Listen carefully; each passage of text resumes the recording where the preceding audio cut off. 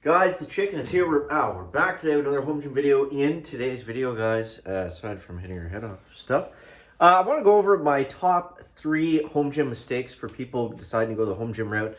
A lot of common errors or things that you wouldn't really think about until it's too late. So, yeah, if this is content you enjoy, make sure you leave a like down below and don't forget to subscribe to the channel. So, let's just get right into it. So, the first biggest mistake that people would make when starting a home gym, you can see chickens behind me here, would be not planning out, not taking enough time to plan everything. So this goes into the space that you're going to use mostly, like preparing your space to have a gym inside of it. Whether you're going to go with horse stall mats, protect your floor in some sort of manner, at least where you're going to be lifting and squatting and deadlifting and stuff. You don't want to do that on, on the bare concrete, and you don't want to do it on an unprotected wood floor or something like that if you're lifting in an apartment or another area of your house that isn't a garage or a basement.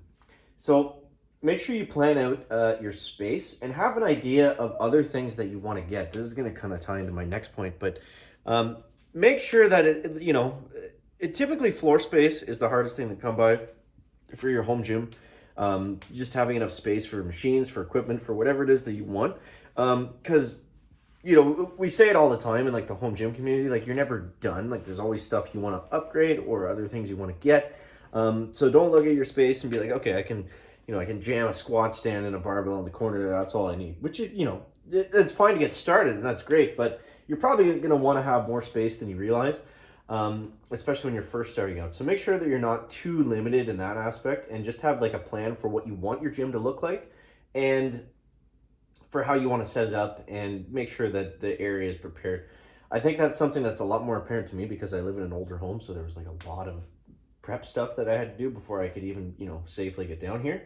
But yeah, so kind of ties into my next point. Don't go crazy on everything right away. You don't have to have the gym finished to start working out. Do the bare minimum. The way I looked at it was when I started my gym, it's still not a finished space down here. It's not a finished basement. It's just everything's painted. If you can see, the floors are painted, the walls painted. Yeah, I got some sweet lights up there, but those are all things that would be nice if I didn't have a gym down here. You know what I mean? So worst case, you start working out, you hate it. You miss the gym, you miss certain machines, you miss being around people, and you don't like working out by yourself. Whatever reason, you don't like doing it and you want to go back. Don't go too over the top with it where you're going to be out a lot of money if you decide that you don't want to do it. Like just get the basic stuff set up at first. Like get the room prepped and ready where you could change it if you wanted to after. It's not like it's going to be strange or you've got all this like these perfect horse stall mats like cut and taped all into space and you got to pull all those up. Don't do things like that. Just get a squat rack. Just get the basic things first. And just start working out with just that and just see how you like it. That's the biggest thing. And, and then you just go from there because it's also fun to add on stuff. And you can kind of do it in like a progressive way. At least how I did it. Like when I was getting back into shape after being off for like a year with the coronavirus and not being able to work out, it was like, okay, I had a bag of insulation that I used as a bench. And it was just because I couldn't get a bench, but like it's the same idea. And then as I got up close to what I was benching before, it's like, okay, now I'm going to invest in an actual bench press.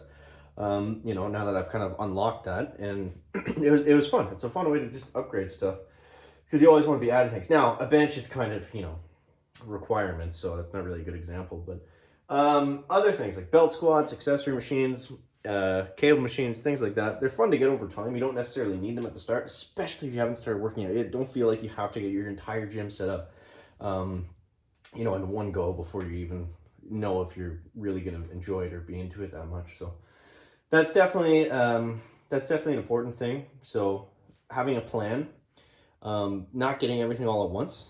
And my last mistake or point, whatever, would be you don't necessarily have to go premium with everything. There's a lot of stuff that you can get, especially if you can look around locally. You can usually source things a lot cheaper.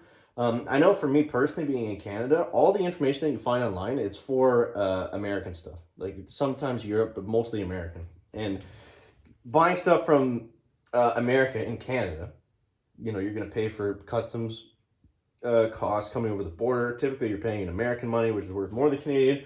So it doesn't make sense. Now, there's a lot of companies now that I know that are very close by where the shipping's not that bad, where the prices are in Canadian, so it makes, economically, it makes a little bit more sense.